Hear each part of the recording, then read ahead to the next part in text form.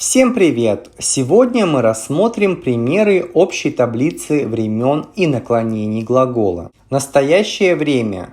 Ол теледидар көріп отыр. Он телевизор смотрит в данный момент.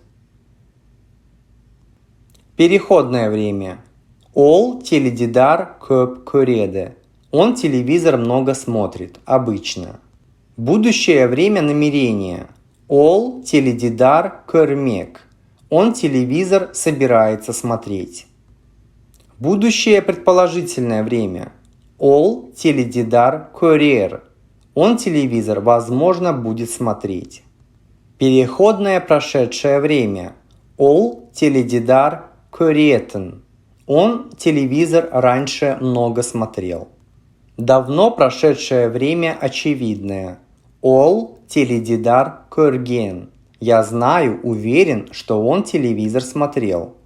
Давно прошедшее время неочевидное. Ол теледидар көріпті.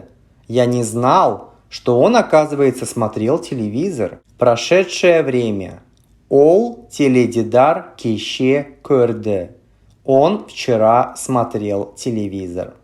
На этом все. Ставьте лайк, подписывайтесь на канал, оставляйте комментарии и увидимся в одном из следующих уроков.